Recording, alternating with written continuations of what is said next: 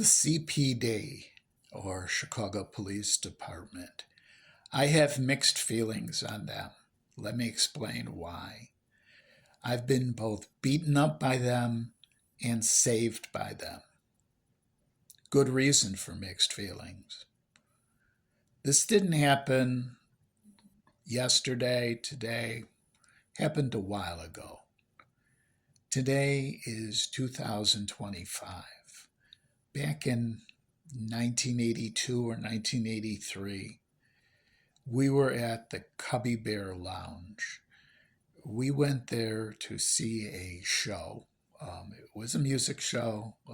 Yes, it was punk rock. It was in its what we called second generation, maybe third generation already by then, really third.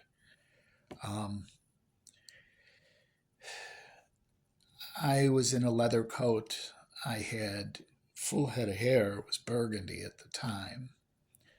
My wife had women's punk haircut, not spiked. She worked a regular job, not in a record store where she had to conform a little back then. Um, Leather coat also. Well, anyways, like I said, it was a doubleheader Cubs game. Each game went into extra innings.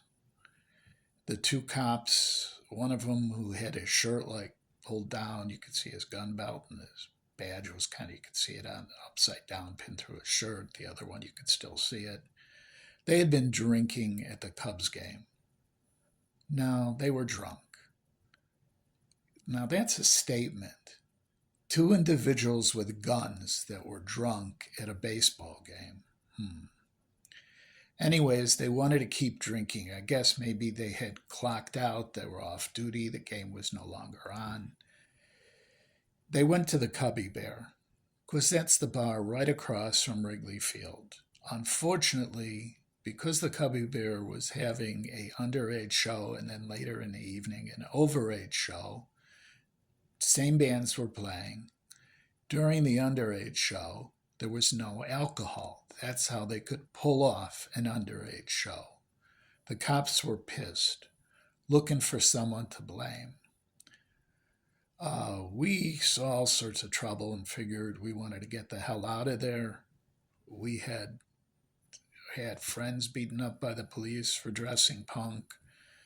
We were already in our 20s. We figured, they might not beat up the little kids that were 16, 18, but they definitely beat up a 23-year-old, 24-year-old.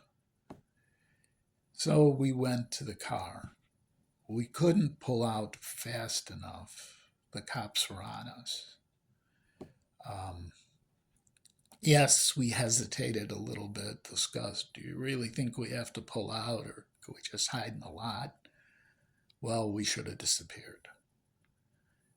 After about a 15-minute beating, 10-minute beating, not only did they beat me, but they beat my wife. They didn't really beat her up so bad. When they realized she was a woman, they did make fun of her. They called her a faggot because she had tampons in her purse. Well, I don't know why that would make a woman gay. Anyways, people were screaming, call the cops on the cops, and someone had ran to where the news media was. Well, there were other cops that had already driven down there and told these cops to let us go and told us to get the hell out of here.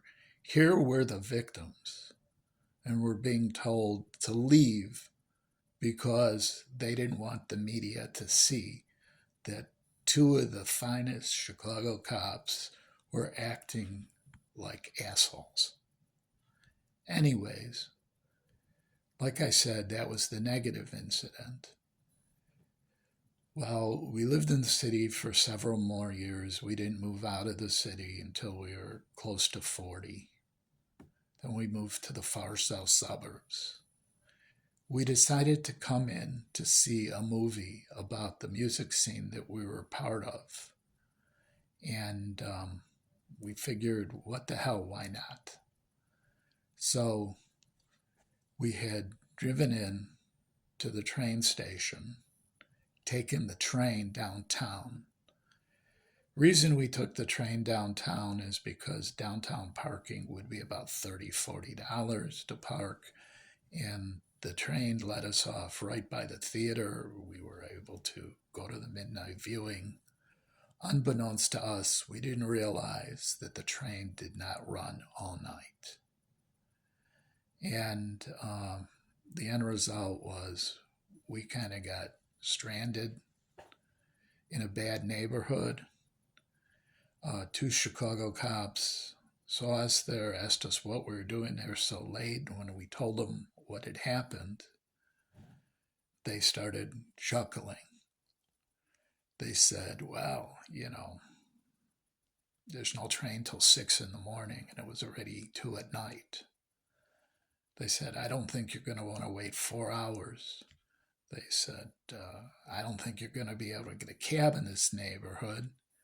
But they were nice enough to drive us to where our car was. They called in, driven us to the car. We thanked them. We offered to buy them a meal. They said, no, we're just doing a good deed. And with that, they left. So it just depends. The two cops that beat us up were white cops. The two cops that drove us to where the train station was, actually it was one cop, was a Latino cop.